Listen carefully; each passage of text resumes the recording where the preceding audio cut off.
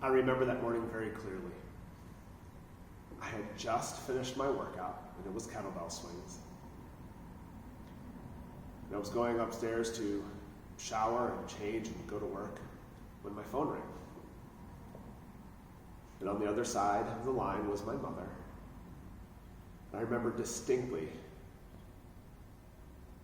her first word was my name, and she said it in a very panicked, very quivering voice, and I knew immediately that something was wrong.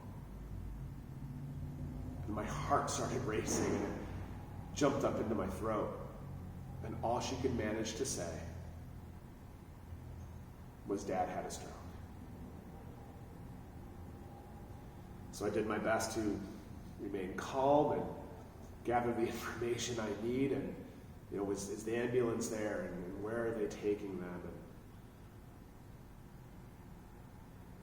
And I finished getting changed, and I rushed to the hospital where she was.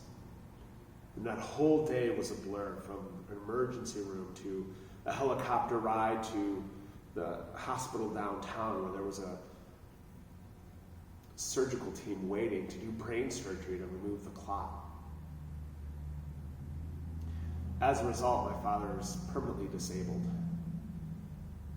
I remember the long time he spent in rehab and therapy, learning to stand up, learning to walk, learning to chew and swallow food. If anyone had a right to complain, to make excuses, it would have been my dad, but he never did. He never thought, woe is me. He never complained about his circumstances. In fact, whenever any therapist would say, "Hey, I need you to do 5 repetitions of this," he would do 6 or 7. He was always down for extra work. He always did what was necessary. And I still remember to this day his first walk down the hallway. I still have it on video. Because my father had a stroke, suddenly my risk was 3 times higher to suffer the same. Everything else being equal, 3 times a greater risk, just because he is my father and I am his son. So I had to do something to control my risk factors. I can't control who my father is, but I could control other things, my diet, my lifestyle. So my friend owned Strong Tower. I remember calling him and saying, "Hey, I think I'm ready." I remember starting during a particularly hot June, and it was difficult. It wasn't easy, even someone coming from an athletic background.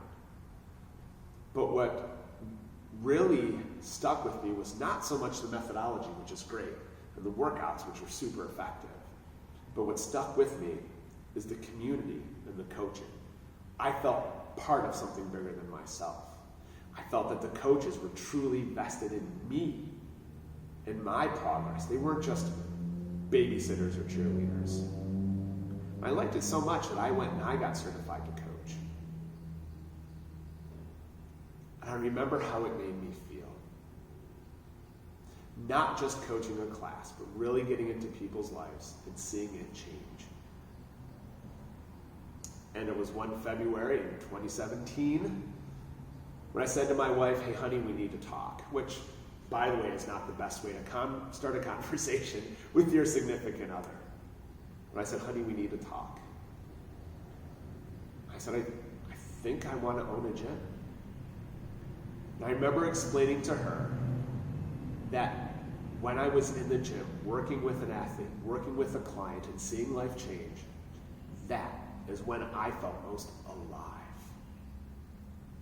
That's when I felt the purpose I was put on earth for. God made me for this, to institute life change. And it's not just through the exercises, the deadlift or the pull-up or the running or whatever it is. Those things are great. It's not just for the six-pack abs, and those are great too. But the real life change, the stuff that happens from the inside out, the confidence, the strength, the feeling of self-worth, The feeling of no longer being alone, of belonging to something, of finally knowing you are capable and able. It was that sort of life change that led me to become a gym owner. And now we've expanded far more beyond that. It's not just group coaching and personal training, it's nutrition and life coaching and really getting into who you are and what really matters. It's about making people genuinely happy, genuinely healthy, and mission-minded, knowing that their health and fitness has a cause and a purpose far greater than just themselves. And I think I owe that to my dad, who never quit, who never whined, who never complained. And if I could help people live a life like that, I would say it's all worth it.